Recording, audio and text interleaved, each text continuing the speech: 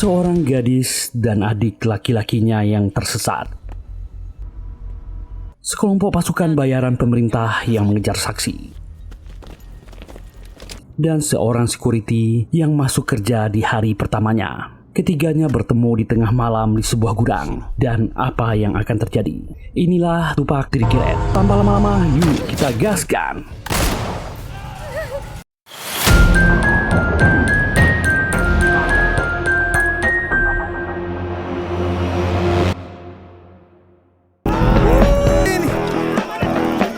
Di kegelapan malam hutan perbatasan Filipina, sekelompok tentara sedang istirahat. Mereka adalah anggota EMCF, Elite Military Command Force. Makanan sederhana dan minuman seadanya menjadi sangat nikmat. Mereka melepaskan stres sebelum pertempuran besok harinya. Orang inilah pemimpin kelompok tentara ini, Miguel Vergara. Mereka membuat sumpah bersama menghadapi bahaya dan tak takut apapun. Inilah Trigger Tupac.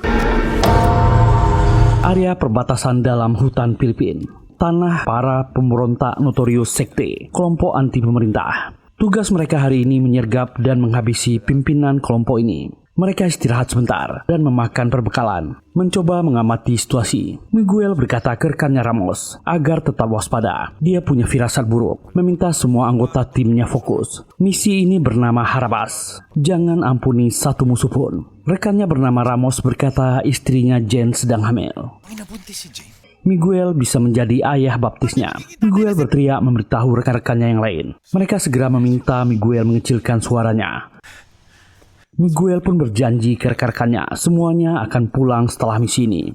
Jangan seperti dia yang tak punya keluarga. Ramos menyahut, mereka semua adalah keluarga Miguel. Dan tiba-tiba ada penyergapan. Baku tembak terjadi. Kelompok notorius menyerang mereka.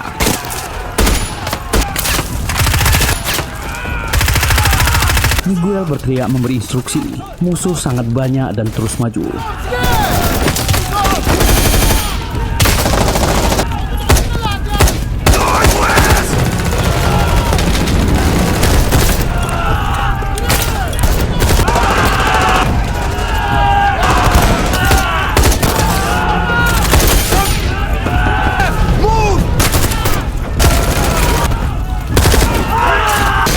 Ledakan di mana-mana.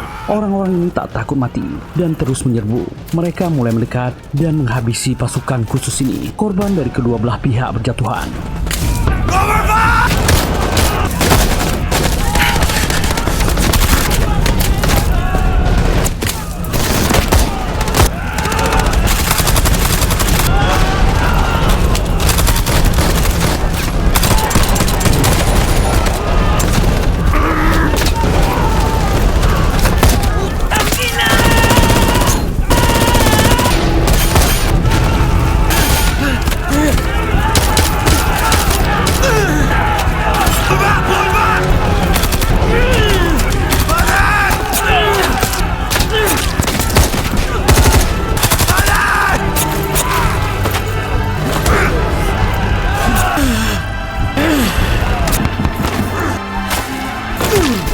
Rekannya tak rela mereka dihabisi, memantik granatnya sendiri. Miguel terlempar jauh. Hanya tersisa 3 orang, Ramos, Leon, dan Miguel yang terlempar. Para pemberontak mulai melucuti amunisi para tentara. Miguel merayap mendekat. Para pemberontak tertawa mengejek akan menyiksa para tentara ini. Mengejek kedua korbannya, Leon menjadi korban pertama. Miguel sudah mendekat. Dia melihat Ramos sudah ditahan. Para pemberontak berteriak mengucapkan slogan mereka. Dan Ramos dieksekusi. Para sa lahat! Tuloy ang... Miguel tak tahan. Dia menyerang. Peluru ditembakkan. Dengan barbar, Miguel menghabisi semua lawannya.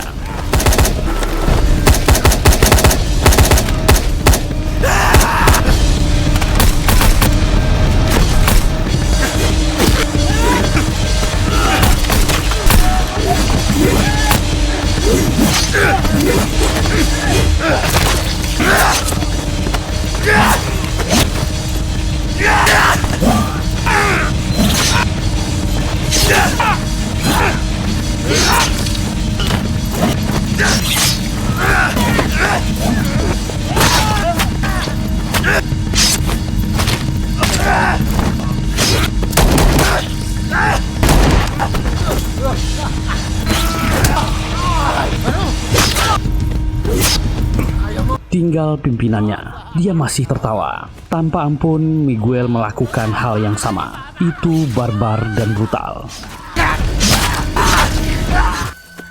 Miguel melihat sekeliling, tak ada rekan-rekannya yang selamat. Ramos sudah di ujung hayatnya. Miguel berteriak mereka akan pulang. Dia sangat sedih. Ramos cuma bisa menatap, memegang tangannya, menghembuskan nafas terakhirnya. Miguel memeluk dan menangisi rekan-rekannya. Anak!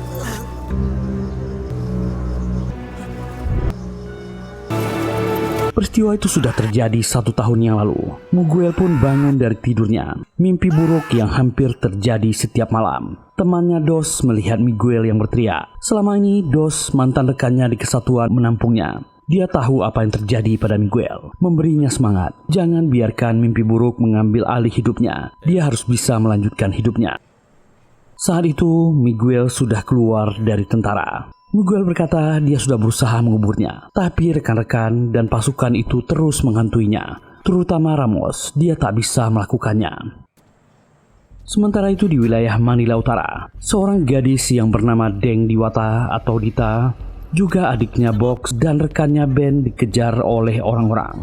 Mereka tetap mengejar. Gadis ini tetap berlari mencari tempat bersembunyi.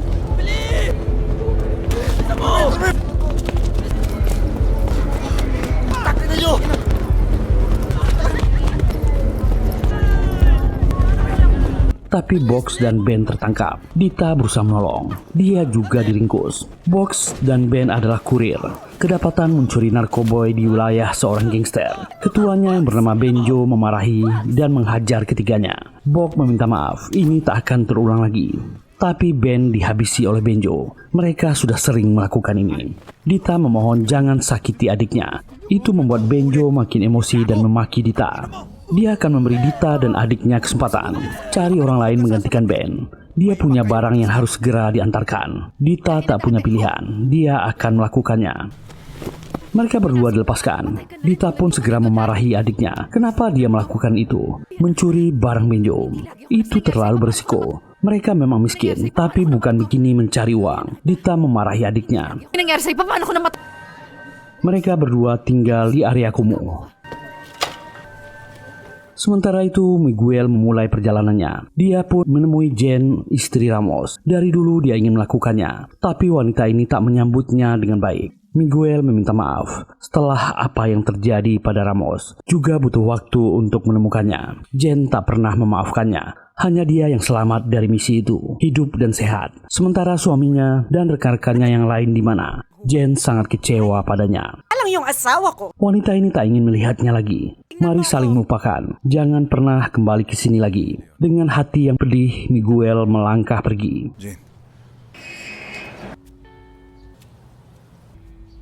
Dalam diam, Miguel menyeret langkah kakinya, membawanya ke sebuah gudang tua. Ini adalah lowongan yang dicarikan temannya Dos, pemilik gedung yang membutuhkan keamanan menerimanya. Apalagi Miguel mantan tentara. Dia menjelaskan, banyak gedung tak terpakai di sini. Pemilik lahan berselisih dengan penduduk sekitar. Banyak kekacauan terjadi. Para pekerja meninggalkan gedung. Bertonton baja dan gas besar masih disimpan di sini. Mereka menerimanya karena tentara jarang mengeluh. Tugasnya adalah piket malam, mengawasi semua baja dan barang berbahaya di sini. Jangan sampai ada yang kehilangan.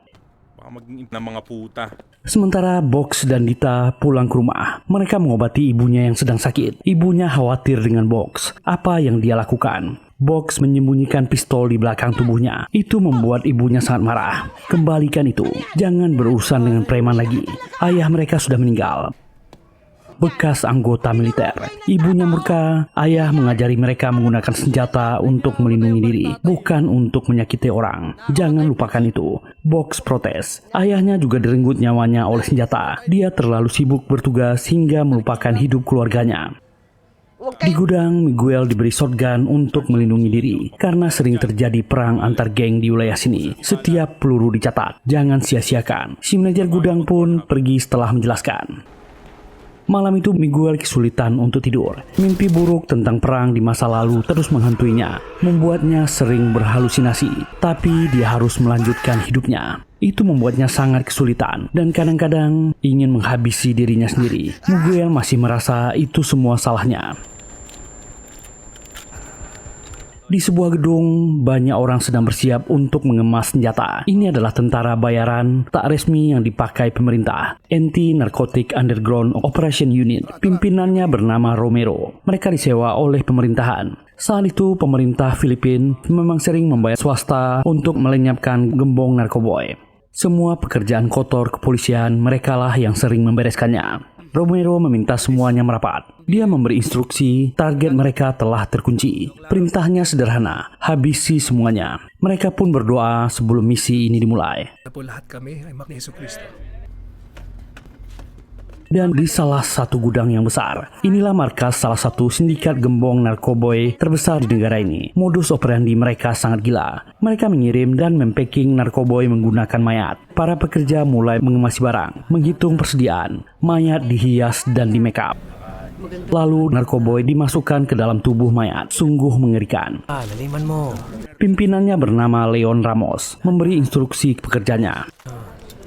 Benjo membawa Box dan Dita ke sana. Ini adalah dua karyawan terbarunya yang akan ikut pengiriman. Ramos tak masalah, bertanya apakah mereka pemakai. Keduanya menjawab sudah berhenti. Ada banyak mayat dengan paket narkoboy yang akan dikirimkan. Mobil-mobil pun datang ke area markas gangster itu. Kelompok Romero dan pasukannya tiba. Mereka memasuki area itu, melihat pekerjaan Ramos dan anak buahnya. Benjo meminta Box dan Leon diam di sana. Romero segera bertemu dengan Ramos. Tiba-tiba telepon dari ibu Romero masuk. Putrinya bertanya jam berapa dia pulang. Ramos mengatakan akan segera selesai dan menutup telepon. Ramos pun menyapa Romero. Pengiriman akan dilakukan segera. Tempat ini akan dibersihkan. Box dan Dita diminta menyerahkan ponselnya.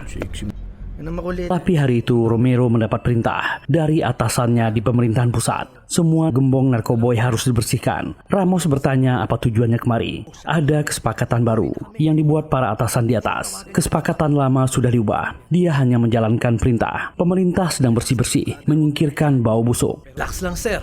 Ramos meminta waktu 2 hari.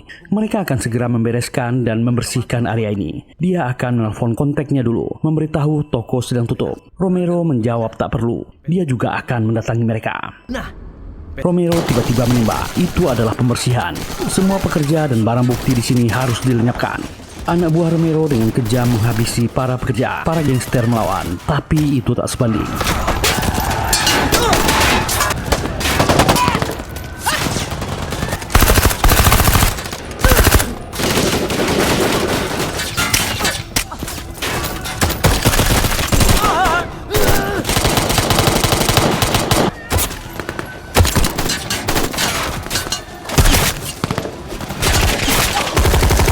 Dita dan adiknya Box bersembunyi. Ramos sangat marah, membalas dengan tembakan. Dia meninggal.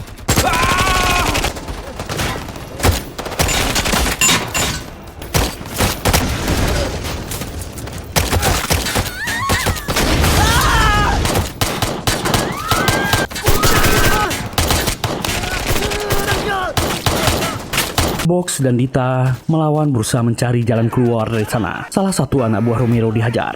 Rekannya segera membantu.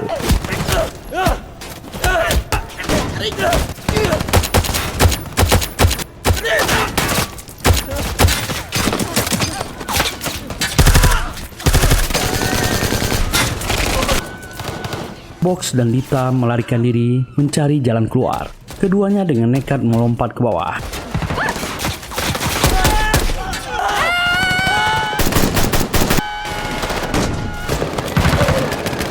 Segera melarikan diri dari sana. Di atas, desingan peluru dan tembakan menggelegar. Anak buah Romero yang bernama Aquinta ini sangat marah. Jangan sampai ada saksi yang lolos. Kejar mereka. Yung babae! Keduanya melarikan diri dari tempat itu. Kelompok Romero mengejar. Kedua kakak beradik ini sampai ke jalan. Lokasi mereka tak jauh dari gudang yang dijaga oleh Miguel. Malam itu Miguel sedang patroli mengawasi barang di sana. Dia mulai menyalakan lampu, memeriksa barang-barang yang dijaga. Banyak barang berbahaya yang bisa meledak di sana. Di luar, Dita mengamati situasi, mencari tempat bersembunyi. Dia melihat sebuah gudang. Mereka segera menuju ke sana. Puto nila tayo, bilis! Sandali! Dita mencari jalan masuk, tapi tempat itu terkunci. Dia berhasil menemukan pintu masuk dan membukanya. Mereka pun sampai di dalam area gudang. Tempat itu terlalu luas. Kedua kakak beradik ini ketakutan. Dari balik kabut, seseorang muncul dan menodongkan senjata. Itu adalah Miguel. Dia berkata, ini adalah area terlarang masuk, meminta mereka keluar. Passing kayo labas. Dita memohon. Orang jahat mengejar mereka. Adiknya cedera parah di kaki. Box juga ikut memohon. Miguel melihat kakinya. Itu memang terluka. Dia menurunkan senjatanya. Sementara itu di markas gangster Ramos yang telah dihancurkan, Romero dan pasukannya keluar. Mobil-mobil masuk. Itu adalah para pejabat pemerintahan, agen-agen anti-narkotik Underground Operation Unit Halos lang. yang dipimpin oleh Kolonel Arturo dan wakilnya Zircon. Kolonel ini bertanya bagaimana kondisinya. Romero jujur, ada 2 orang pecandu yang lepas. May mga nakatakas. Pasukan pemerintah masuk dan memeriksa. Mereka pun akan membereskan banyak mayat. Imperative na. Romero berjanji akan segera menyelesaikan ini. Kolonel Arturo meminta, sebelum wali kota dan media di sini pastikan semuanya beres. Jangan sampai ini bocor. Ano naman yung mga nakatakas? Dan Zircon ingin Romero menangkap 2 orang yang lolos itu. Memintanya cepat. Habulan pa rin? Si Mayor. Wali kota pun datang. Wali kota Manila, Nanay Ruby dengan pengawalnya tiba. Kolonel Arturo maju menjelaskan, ini kelompok narkoboy Ramos. Semua sudah diatur sesuai skenario. Matagal na nasa radar. Wali kota Ruby memuji kinerja Romero. Dia selalu bisa diandalkan. Okay naman si Romero. Yang dilakukan pemerintah adalah pemusnahan. Mereka akan menghabisi semua pengedar, pengguna yang terlibat narkoboy. Mereka tak mau repot-repot menangkap atau menahannya karena akan memakan biaya. Yang paling penting ini tetap dirahasiakan. Ketika pers datang nanti, mereka akan membuat pernyataan. Kolonel Arturo meminta Romero membereskan masalah ini secepatnya. Yes, sir. Sementara itu, Box diobati oleh Miguel. Dia segera memberi pertolongan pertama. Miguel masih trauma melihat darah. Kakak beradik ini heran melihatnya. Dita diminta mengambil air. Box berteriak kesakitan.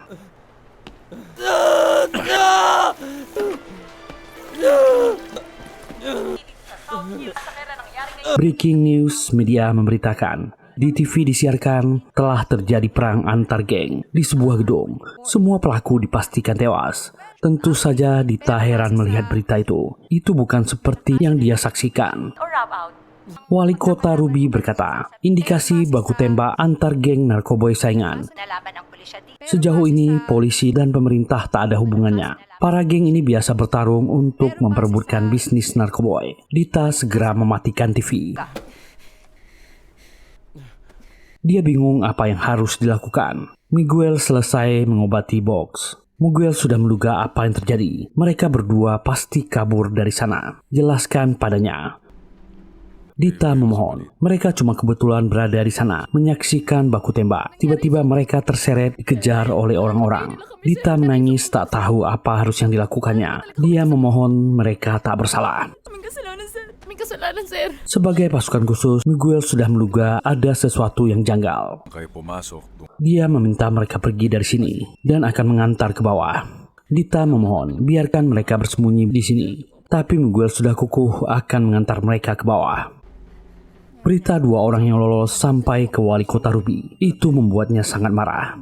Skenario pembersihan pemerintah jangan sampai terbongkar. Jika namanya terseret, dia akan menghabisi mereka. Kolonel Arturo pun terdiam. Sementara Miguel akan mengantar mereka keluar. Saat itulah rombongan anak buah Romero tiba. Mereka menodongkan senjata. Miguel juga mengangkat senjatanya. Sarmento dan rekan-rekannya meminta Miguel menurunkan senjata atau mereka akan menembak. Miguel memperingatkan, ini lahan pribadi, meminta mereka keluar. Sarmento menjawab, mereka petugas kepolisian yang menjalankan tugas. 2 orang di belakangnya adalah tersangka. Sarmento tentu tak mau mengalah. Jika dia menolak, mereka akan menghancurkan tempat ini. Miguel tetap tak bergeming. Ini adalah lahan pribadi. Sarmento mencoba membujuknya. Dia tak terlibat, cukup serahkan 2 orang tersangka itu. Miguel tentu tak bergeming. Orang-orang ini tak akan melepaskannya. Dia meminta mereka keluar. Tiba-tiba Miguel diserang. Dita dan adiknya Box tertangkap. Keduanya akan diborgol. Box lebih dulu dihajar. Apalagi Sarmento sangat geram kepada Box yang menyerang kakinya. Dia menembak dan menyiksanya. Dita cuma bisa menangis.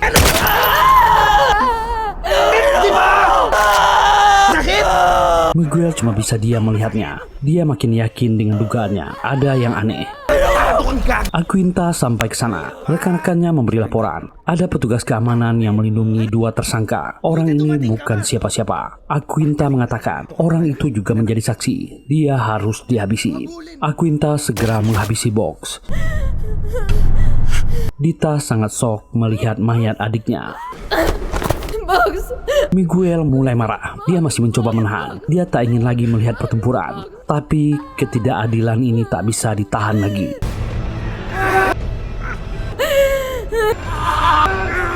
Dia berteriak, bergerak menyerang. Pasukan Romero berjatuhan.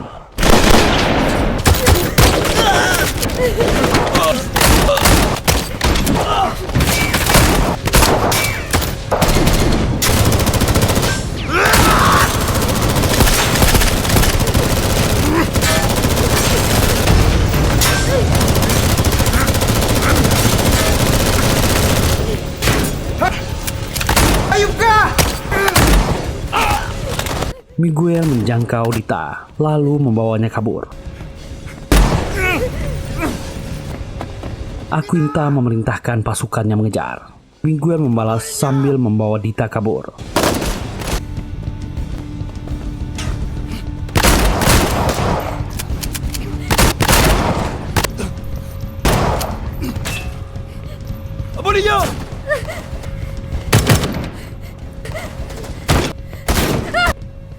Miguel bersembunyi mengisi amunisinya. Dia memanfaatkan area. Ledakan terjadi.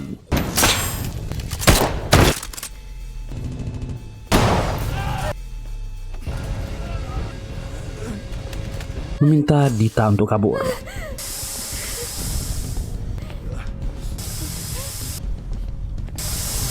Pasukan ini memeriksa.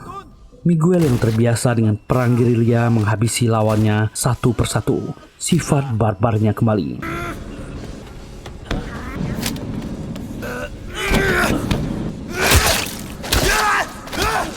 Dita diberondong peluru sambil terus kabur.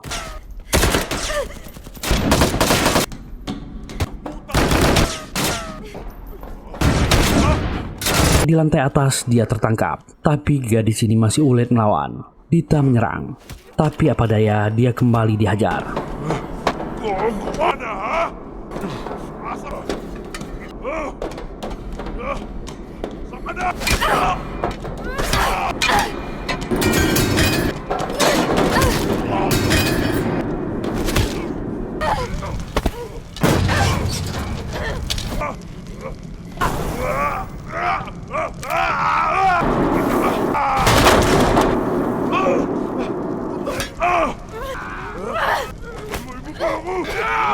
Saat terdesak, Dita secara luar biasa menghabisi lawannya.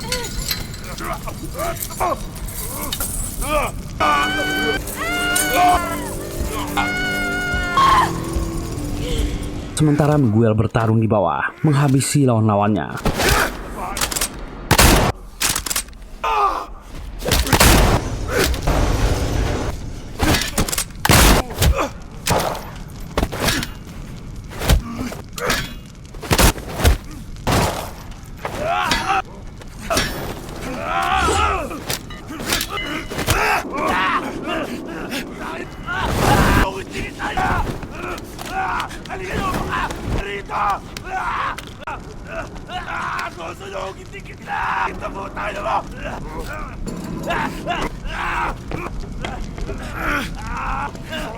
Seorang lawan yang terbakar nekat mengejarnya.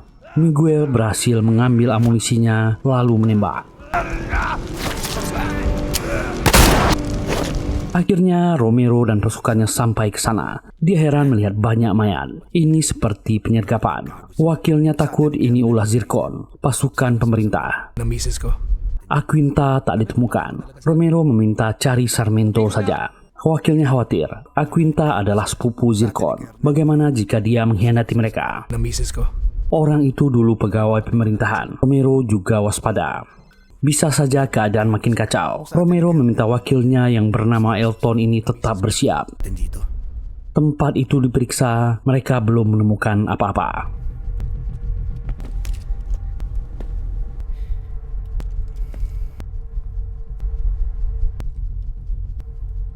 Putangin na ka! Tangina mo, Akil! Tangina mo ah! Sa akin, hayop ka! Seryoso, Sementara itu Dita heran melihat keadaan Miguel yang terlihat ketakutan. Dia berusaha menolongnya, tapi itu membuat Miguel marah. Dia berhalusinasi dan akan menyerang Dita. Setelah Dita menangis, barulah Miguel sadar.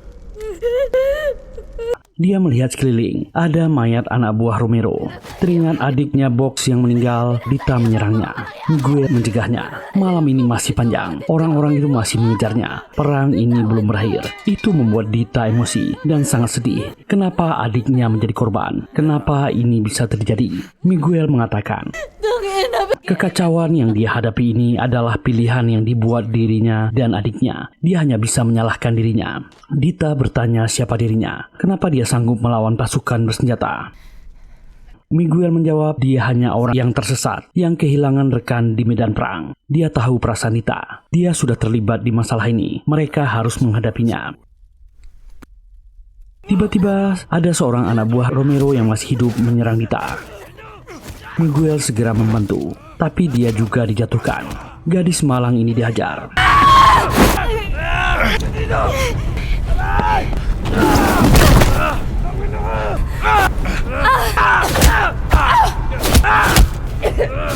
Kali ini Miguel tak mengampuni lawannya. Walaupun melawan traumanya, dia menghabisi orang ini.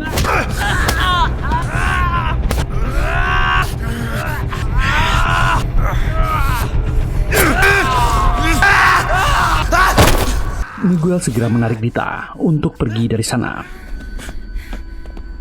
Romero dan rekannya bertemu dengan salah satu anak buahnya yang sekarat. Tak ingin dia menderita, Romero menghabisinya. Dua anak buah Romero lagi muncul. Mereka kaget melihat keadaan di sana. Hampir semua rekan-rekan mereka dihabisi. Romero meminta timnya waspada. Mereka tak berurusan dengan orang biasa. Mereka akan menyelesaikan ini sebelum fajar. Semuanya berpencar, bergerak sekarang. na natin to bago pa Miguel dan Dita berusaha mencari jalan keluar. Dita meminta Miguel untuk pergi saja. Ini bukan urusannya. Sedangkan dia tak bisa meninggalkan jasad adiknya. Ini bukan perangnya. Miguel menjawab, dulu dia sangat ingin bersama timnya sampai akhir. Itu tak terjadi. Hanya dia yang selamat. Dia selalu dihantui jeritan mereka. Bagi tentara sepertinya, apa yang telah dimulai malam ini harus diakhiri. Area komplek gudang itu terlalu luas. Miguel akan mencari jalan aman, meminta Dita untuk menunggu. Sementara Zircon dan timnya sampai di rumah Romero, dia tak mempercayai orang itu. Mereka memutuskan melihat dari luar. Telepon Romero berbunyi. Dia ingin memastikan Romero mengerjakan tugasnya. Dia harus ingat, pemerintah tahu di mana dia tinggal. Zircon menyebut alamat, lalu istri dan anaknya yang cantik. Itu membuat Romero jangan marah. Jangan libatkan keluarganya. Dia menantang Zircon. Orang ini meminta Romero santai. Ini hanya jaminan. Dia menutup telepon. Dita sampai di kompleks gudang lain. Dia dipergoki anak buah Romero, seorang tentara wanita, dan langsung menyerangnya.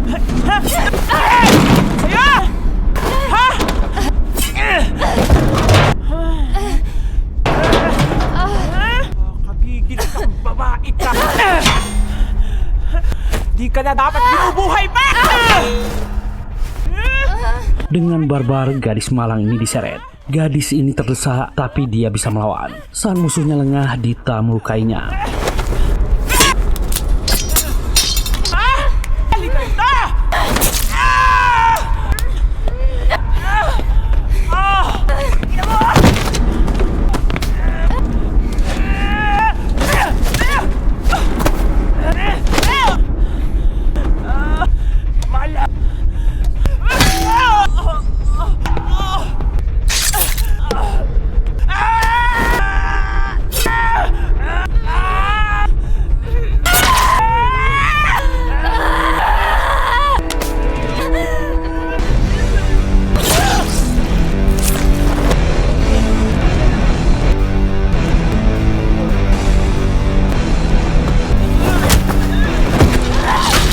Dita dengan nekat melakukannya dengan cara ini. Tentara wanita ini tewas. Film yang barbar sekali. Miguel berusaha mencari jalan. Tiba-tiba seorang anak buah Romero menemukannya. Orang ini memakai belati. Miguel awalnya kesulitan.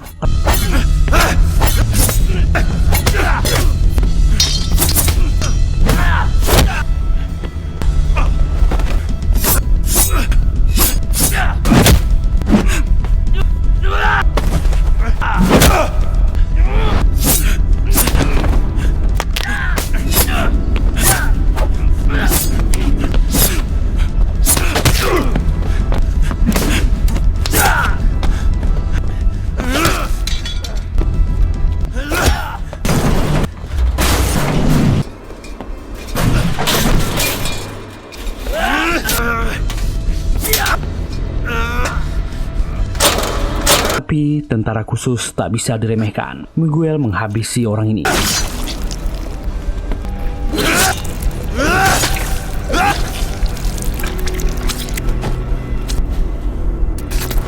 Dan tiba-tiba seseorang menembakinya. Dia segera berlindung.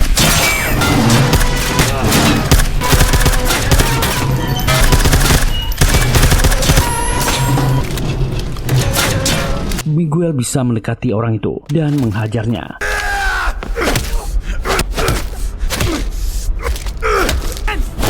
Tiba-tiba Sarmiento datang membokongnya. Keduanya mengeroyok Miguel. Dia tertangkap dan diminta bangun.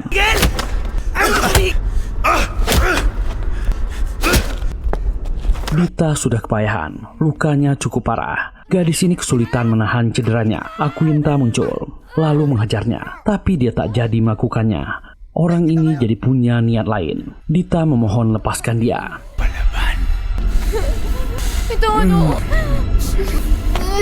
Tiba-tiba salah satu anak buah wanita Romero menghentikannya. Bos meminta berkumpul. Dita sudah dibawa. Nasaan na? Dua orang lain juga muncul. Sarmiento membawa Miguel. Sarmiento membuktikannya. Dia sudah menangkap kedua tikus ini untuk bosnya Romero. Wala kang sabi ko sa'yo eh. Romero menyapa Miguel. Dia cukup tangguh. Apa dia mantan tentara? Miguel tak menjawabnya. Tapi Romero sudah menduganya. Sikap dan ketenangan Miguel, dia pasti seorang tentara. Romero pernah mendengar, setahun yang lalu seorang komandan pasukan khusus mengamuk di perbatasan, menghabisi pasukan pemberontak. Tapi dia kehilangan rekan-rekannya. Setelahnya dia menjadi gila.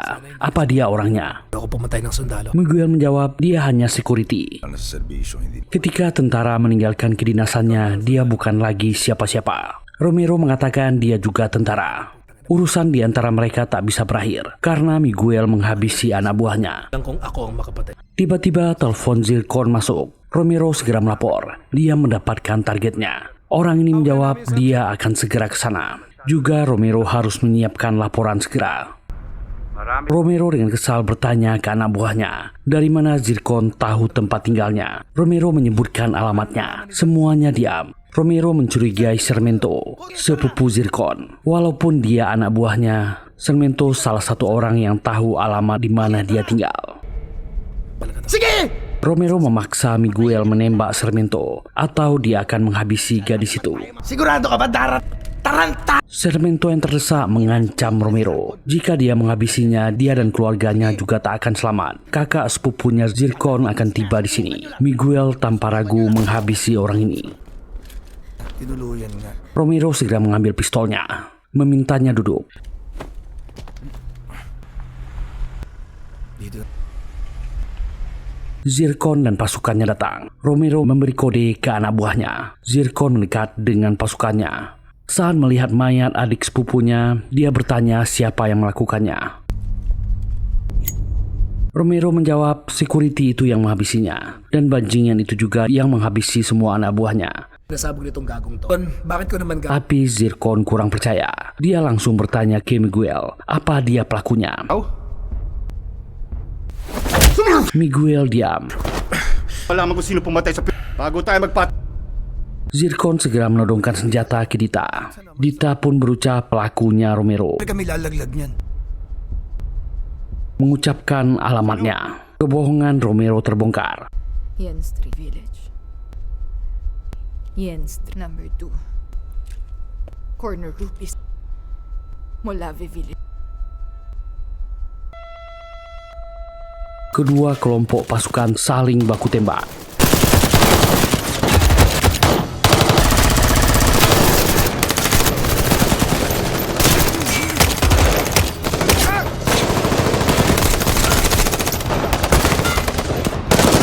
Miguel segera membawa Dita berlindung. Baku tembak mengerikan. Korban berjatuhan dari kedua belah pihak.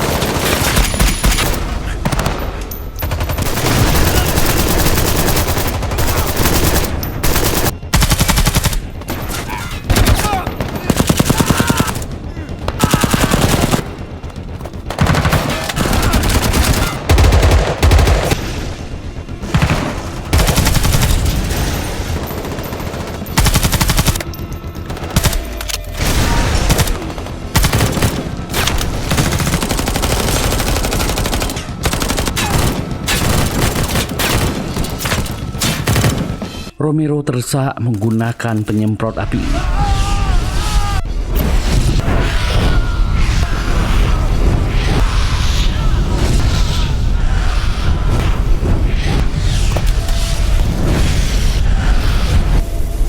Miguel dan Dita terpisah, mencari jalan keluar. Tapi Aquinta yang terluka mengejar Dita dari belakang.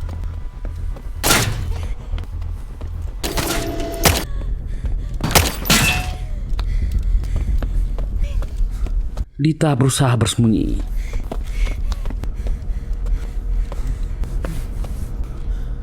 Dia ditemukan. Dita menyerang mempertahankan hidupnya. Gadis ini menjadi bulan-bulanan.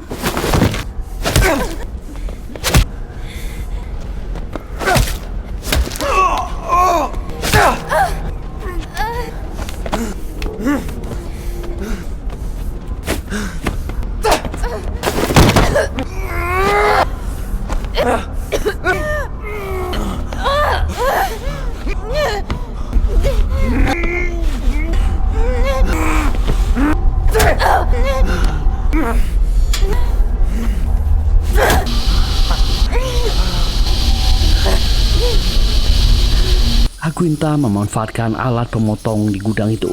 Dia meremehkan keinginan orang yang ingin hidup. Alat itu melukai Aquinta. Keadaan berbalik, Dita menghabisi orang ini.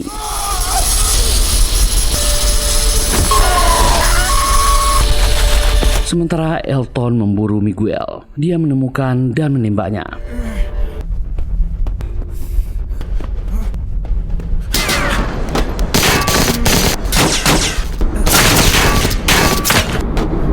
Elton kehabisan peluru, menantang Miguel bertarung dengannya. Tang ina mo, ayub ka. Kaming lahat ah. Mengeluarkan belatinya, Elton akan menyesali nanti.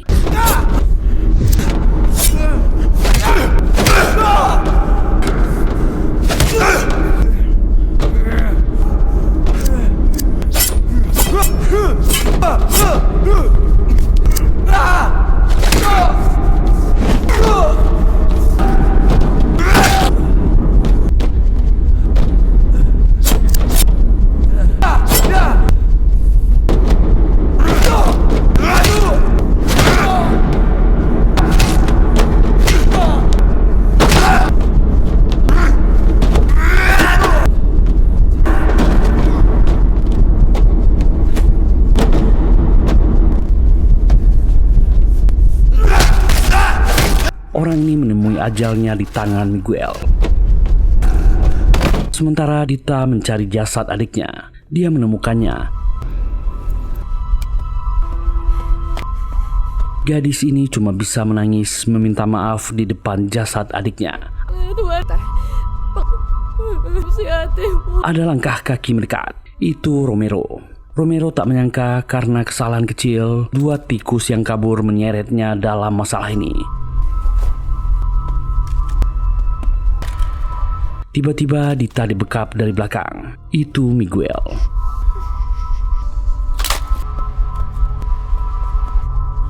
Fajar pun datang. Miguel sudah di luar memapah Dita yang terluka. Sedikit lagi mereka akan keluar dari komplek pergudangan ini. din. Dita yang terluka tak bisa meneruskannya. Miguel membiarkan gadis ini istirahat. Dita merasa malam ini sudah memutarbalikkan hidupnya. Mabuhay. Tak pernah menyangka ini terjadi. Alang nasad ba yung buhay na kapatid? Miguel cuma bisa Ba diam. yung buhay na kapatid? Berdiri mengajak Dita melanjutkan langkah.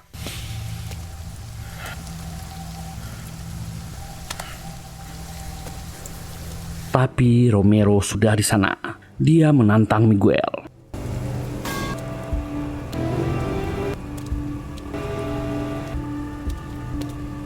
Kedua veteran ini bertarung, jual beli pukulan dan tendangan di tengah hujan pagi.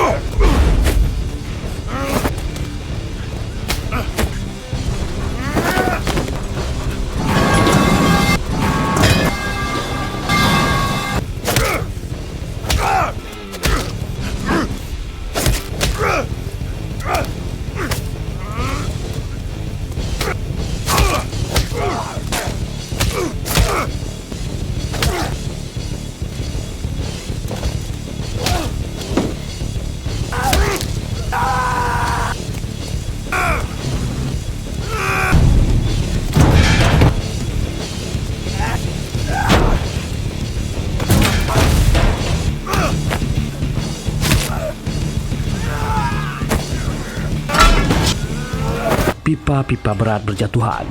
Keduanya saling menjatuhkan menggunakan besi-besi di sana. Kali ini Miguel melukai orang ini, menjatuhkan Romero. Dia terluka parah.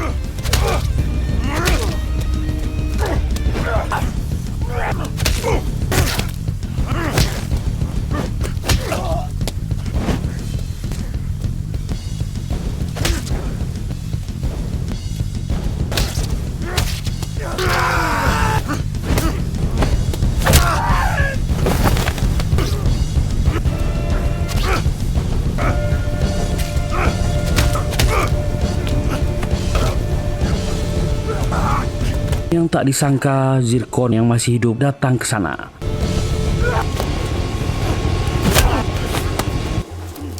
Romero membalikkan situasi. Miguel dalam situasi yang berbahaya. Tiba-tiba Zircon menembak.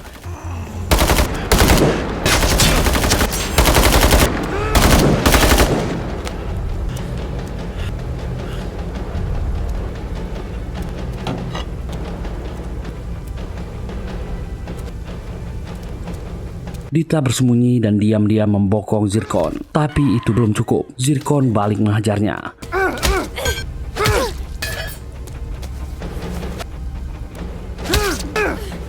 Miguel segera membantu. Keadaannya yang penuh luka membuat Miguel jatuh. Dan Zircon diserang oleh Dita. Orang besar ini jatuh.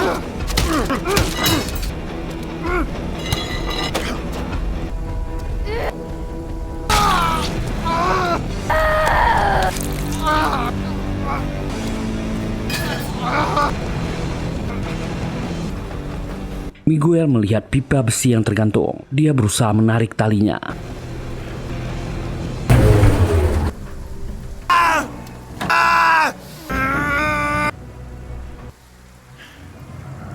Yang tak diduga, Romero malah ikut membantunya. Pipa-pipa jatuh, memastikan Zircon tewas. Miguel tak menduganya. Romero cuma berkata, berikan dia penghormatan. Habisi dia dengan layak sebagai sesama prajurit. Tanpa ragu, Miguel melakukannya. Dia lawan yang sepadan. Romero menatap mata Miguel, mengembuskan nafas terakhirnya. Akhirnya malam panjang yang gila itu berakhir. Dua anak manusia yang tak sengaja terikat dengan takdir buruk berhasil mempertahankan hidupnya. Ini adalah film survival yang gila. Akhirnya film yang full adrenalin ini berakhir. Semoga terhibur menonton video ini. Terima kasih sudah meluangkan waktunya di channel ini. Jika suka dan terhibur dengan video ini, silahkan tekan tombol like, subscribe, dan nyalakan loncengnya. Tetap sehat, bahagia, dan dimudahkan rezekinya untuk kita semua. Kita jumpa lagi di video berikutnya. Bye.